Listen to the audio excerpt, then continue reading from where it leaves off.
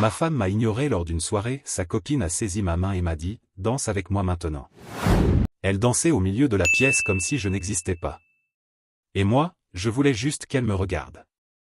Juste une seconde. Mais à ce moment-là, j'ai compris que le problème n'était peut-être pas que j'étais invisible, mais que j'insistais pour rester là, à ma place. Au début, je ne me suis pas trop posé de questions. Vous savez, quand votre femme commence à s'éloigner, ça ne se fait pas d'un coup. Ce n'est pas comme si, un jour, elle vous tenait la main et que, le lendemain, elle vous repoussait. C'est plus comme une érosion lente, subtile, silencieuse, mais chaque jour, quelque chose s'effrite un peu plus. Je m'appelle Eric. J'ai 38 ans et je suis marié à Megan depuis 8 ans. On s'est rencontrés quand on bossait dans la vente au détail, à la vingtaine. Elle était impulsive, spontanée, pleine d'énergie. Du genre à te tirer pour danser dans la rue juste parce qu'elle avait entendu une chanson qu'elle aimait sortir d'une voiture vitre baissée. Je l'adorais pour ça. Je crois que je l'adore toujours, d'une certaine manière. Ou peut-être que ce qui me manque, c'est simplement la personne qu'elle était. Mais depuis 2 ans, j'ai l'impression d'être marié à un fantôme. Même visage, même corps, même voix, mais plus de chaleur. Nos conversations sont devenues mécaniques. Son toucher s'est fait rare. J'essayais d'organiser des dîners, des sorties, où je lui demandais juste de venir s'asseoir avec moi pour regarder une émission. Mais il y avait toujours quelque chose. Fatigué. Mal à la tête. Trop occupé. Elle avait besoin d'espace. Et comme un idiot, je lui laissais. Megan sortait de plus en plus avec ses collègues, sa sœur, ses amis de fac. Je lui faisais confiance, ou du moins j'essayais. Je ne voulais pas être le mari collant qui surveille sa femme. Mais peu à peu, j'ai remarqué qu'elle ne me proposait plus de venir. Même quand je me portais volontaire, elle répondait « C'est juste entre filles. Tu ne t'amuserais même pas », je souriais, j'acquiesçais, et je faisais semblant de ne pas me sentir rejeté. À chaque fois. Et puis, il y a eu cette fameuse soirée. Une grande fête, dans une maison, organisée par un de ses collègues. Un mélange de gens de son bureau, de leurs amis, et d'inconnus pour moi. Megan m'avait dit que ce serait bien si je venais. Mais elle l'avait dit avec ce ton qu'on utilise pour demander à un enfant s'il veut venir au supermarché. Comme si c'était optionnel.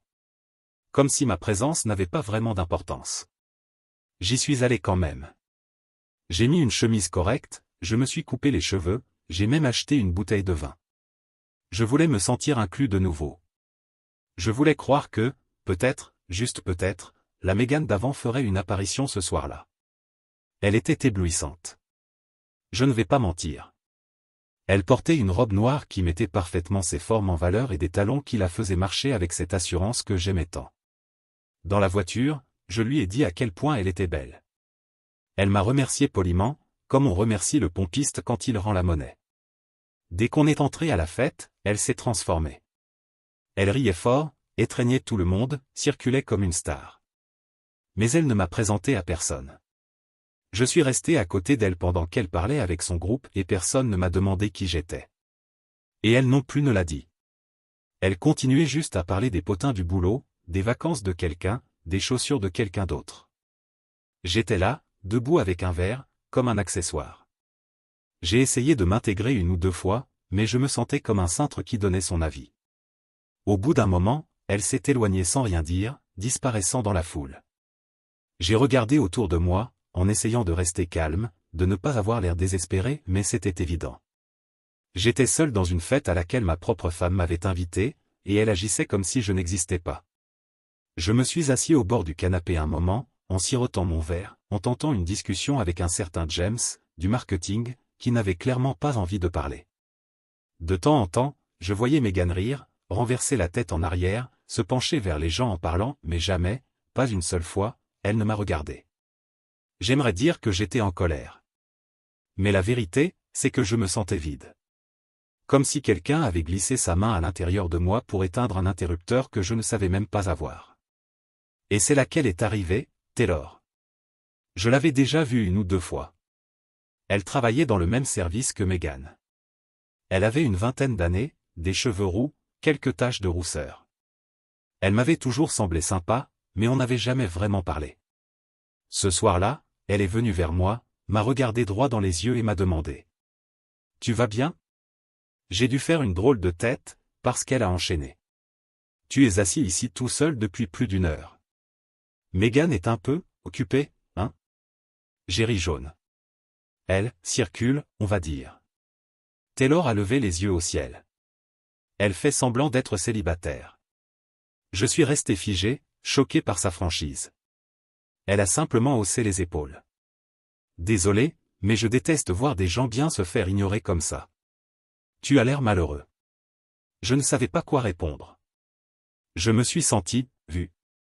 Vraiment vu.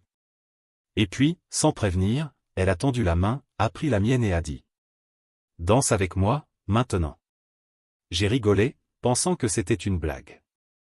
Mais non. Elle n'a pas attendu ma permission. Elle m'a entraîné jusqu'à la zone ouverte où quelques personnes dansaient. Et soudain, j'étais là, à bouger maladroitement sur une chanson pop des années 2000, tenant la main de la copine de ma femme. Et elle a souri, pas un sourire de drague, pas un jeu de séduction, mais un sourire humain, doux, sincère. J'ai tourné la tête une fois et j'ai vu Megan nous regarder. Son sourire s'est figé en pleine phrase. Elle a rapidement détourné le regard. Mais je l'ai vu. Ce moment-là, cet instant précis, a ouvert une fissure en moi. Ce n'était pas par vengeance.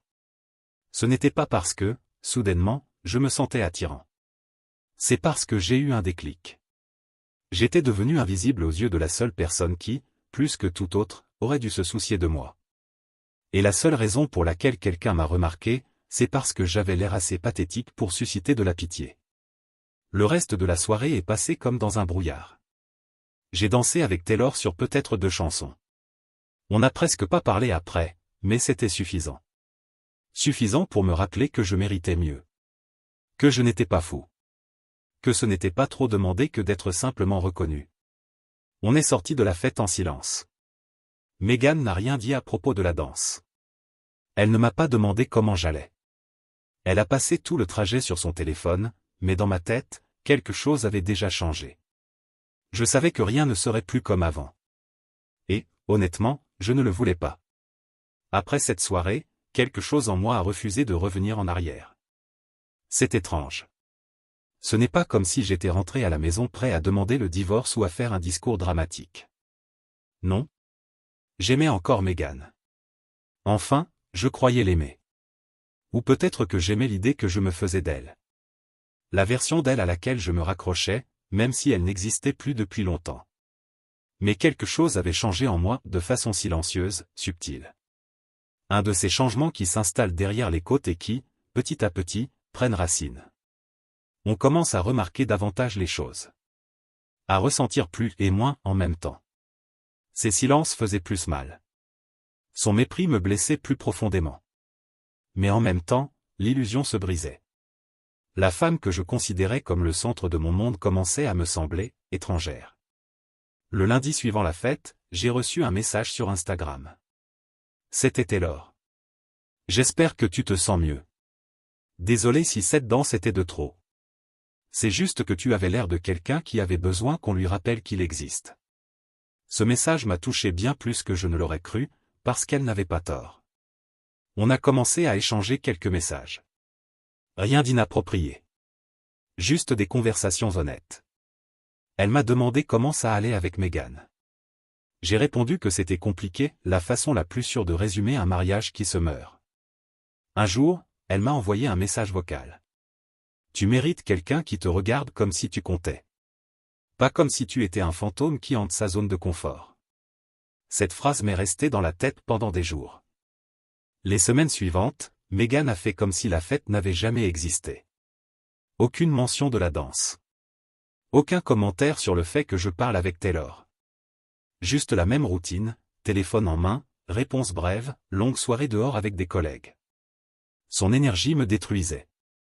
C'était comme une voisine polie avec quelqu'un qu'elle n'aimait pas trop. Et j'ai essayé.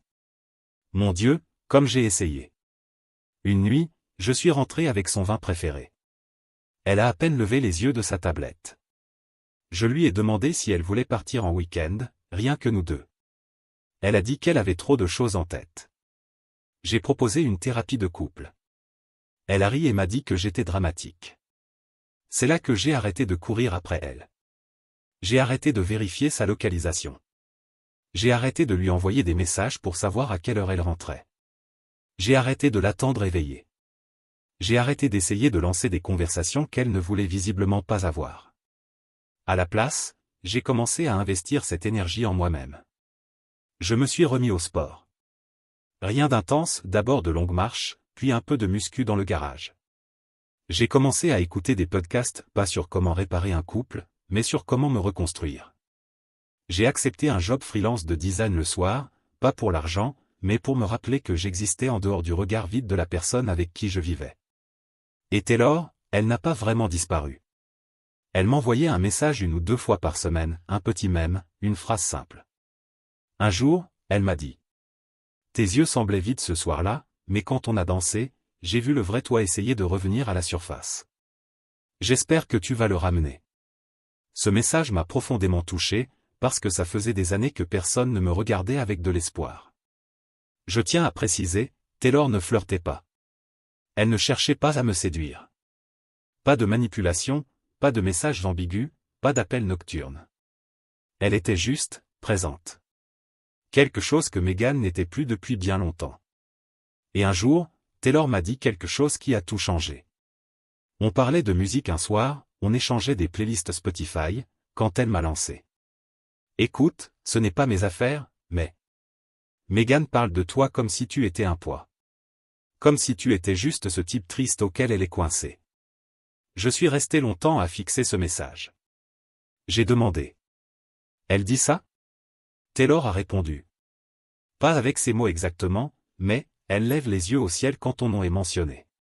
Elle fait des blagues, genre, le revoilà encore, comme si tu étais ce type pathétique, sans intérêt, qui en fait trop.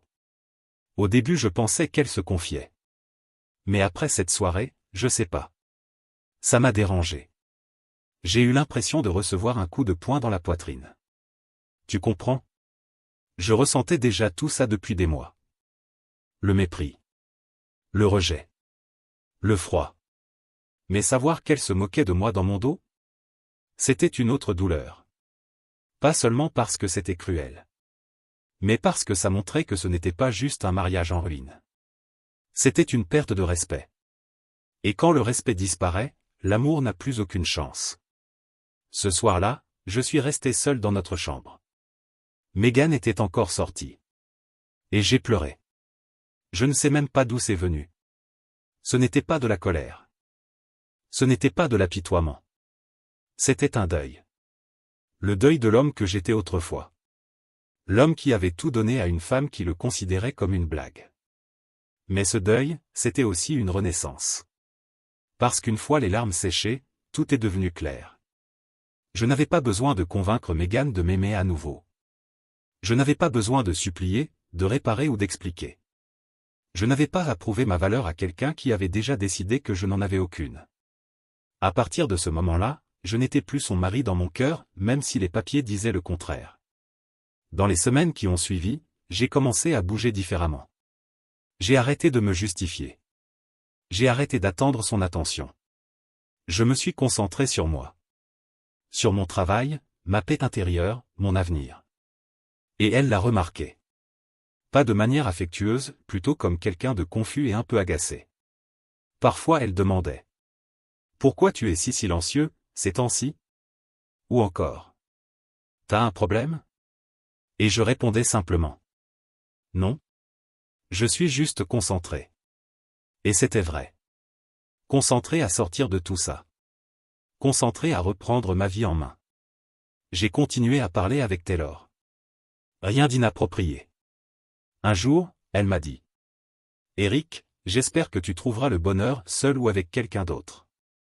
Tu as une lumière en toi qu'elle n'a jamais pris la peine de voir. Et là, tout s'est emboîté. Elle avait raison. J'avais passé tant de temps à supplier qu'on m'aime, tout en me refusant l'amour que j'offrais moi-même. Et tout ce qu'il a fallu pour me réveiller, c'était une danse. Une simple danse avec quelqu'un qui m'a regardé droit dans les yeux et a dit. Tu existes. Cette danse n'a pas été le début d'une liaison.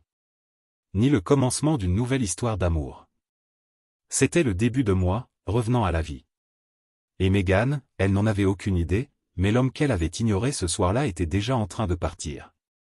Les gens croient que, quand un mariage se termine, c'est dans les cris, les portes qui claquent, les avocats en numérotation rapide. Mais la vérité? Beaucoup de mariages meurent en silence, comme un feu qui s'éteint au milieu de la nuit. Pas d'explosion. Juste des cendres froides à l'aube. C'est exactement ce qui s'est passé entre Megan et moi. Quand j'ai enfin décidé de partir, je n'étais plus en colère. Ni triste. J'étais juste arrivé au bout. Et c'est ça qui déroute le plus les gens. Comment un homme peut-il aimer autant, tout donner, se battre de toutes ses forces, et soudain s'arrêter? Mais ce n'est pas soudain. C'est l'accumulation d'années de manque de respect. D'années à être ignoré. D'années à supplier d'être vu. Jusqu'au jour où, on réalise qu'on n'a plus rien à donner.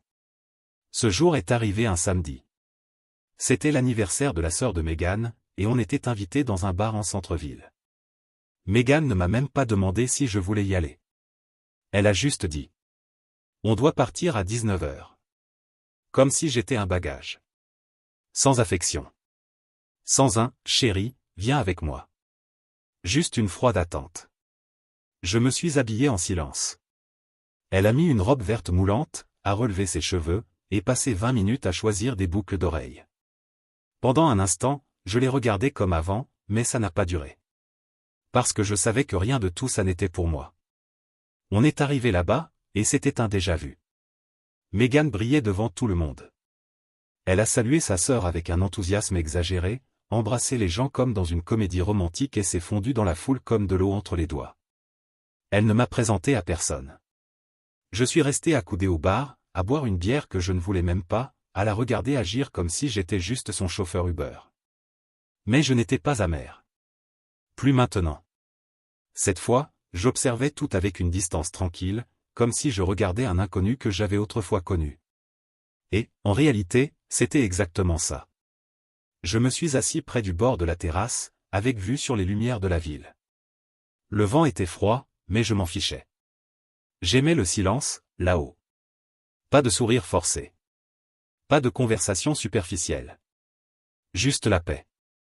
Pour la première fois, je n'essayais plus de réparer quoi que ce soit. Je n'essayais plus d'attirer son attention. Je ne jouais plus le rôle de l'imbécile. Environ 1 heure plus tard, Taylor est arrivé. Je ne l'avais pas vu depuis la fête. On s'était envoyé des messages depuis, mais rien de plus, rien qui franchisse les limites. Elle n'était pas mon soutien émotionnel. C'était plutôt quelqu'un qui m'avait aidé à ouvrir une porte dont je ne soupçonnais même pas l'existence. Mais quand elle est entrée, nos regards se sont croisés, et quelque chose en moi s'est apaisé. Elle s'est approchée, m'a lancé un petit sourire, et s'est assise à côté de moi. Je ne m'attendais pas à te voir ici, ai-je dit doucement. Ma coloc est amie avec la sœur de Megan, a-t-elle répondu, en haussant les épaules. Le monde est petit. On a parlé de tout et de rien. Elle m'a demandé comment j'allais, et pour la première fois, j'ai répondu honnêtement. Je vais bien. Bien pour de vrai. Je crois que je suis enfin prêt à lâcher prise. Elle n'a pas demandé de quoi. Elle savait. Je suis contente pour toi, a-t-elle répondu. Ton regard a changé. Tu as l'air plus léger. Comme si tu avais arrêté de porter le poids de quelqu'un d'autre. Ces mots m'ont frappé de plein fouet. Plus tard dans la soirée, Megan est enfin venue vers moi. Le visage tendu. Ses yeux passaient de moi à Taylor, comme si elle essayait de comprendre ce qui se passait. Je te cherchais, a-t-elle dit. Non, tu ne me cherchais pas, ai-je répondu calmement. Elle a cligné des yeux, hésitant entre provoquer un conflit ou faire semblant de sourire. Elle a opté pour la passivité agressive. Je pensais juste que tu socialiserais un peu, au lieu de rester tout seul dans ton coin. Taylor m'a lancé un regard discret, le genre de regard qui dit, si tu veux, je m'en vais. Mais j'ai secoué la tête. Ce n'était pas nécessaire. Je ne m'isole pas, ai-je dit. J'ai juste arrêté de faire semblant. L'expression de Megan s'est durcie. Faire semblant de quoi? Je me suis levé. J'avais répété ce moment dans ma tête pendant des semaines. Mais maintenant qu'il était enfin arrivé, je n'avais pas besoin de script. Mon cœur était calme. Ma voix, posée. J'en ai assez de faire semblant que tout va bien. Assez d'être ignoré, rabaissé, traité comme un fardeau dont tu regrettes l'existence. Je ne suis pas ton punching ball émotionnel. Je ne suis pas ton plan B. Je suis ton mari. Ou du moins je l'étais, avant que tu cesses de t'en soucier. Elle m'a regardé, stupéfaite. Quelques personnes autour se sont tournées vers nous. Tu fais une scène, a-t-elle soufflé entre ses dents. Non, ai-je répondu en secouant la tête. J'ai gardé le silence pendant des années. Ça, c'est juste moi qui parle enfin. Je me suis tourné vers Taylor. Merci de m'avoir rappelé que je mérite mieux. Puis je me suis retourné vers Megan et j'ai dit les mots que je n'aurais jamais cru avoir le courage de prononcer. Je pars ce soir. Tu n'as plus besoin de faire semblant. Tu es libre. Elle a soufflé d'un ton cynique. Waouh, quel drame. Je me suis penché un peu. Pas pour discuter, juste pour qu'elle m'entende clairement. Non, Megan. Le drame, c'était moi qui pleurais jusqu'à m'endormir, en me demandant pourquoi je n'étais jamais assez. Le drame, c'était moi qui quémandais ton affection comme un chien affamé. Ça, c'est juste moi qui choisis la paix. Et sur ces mots, je suis parti. Je n'ai pas pleuré.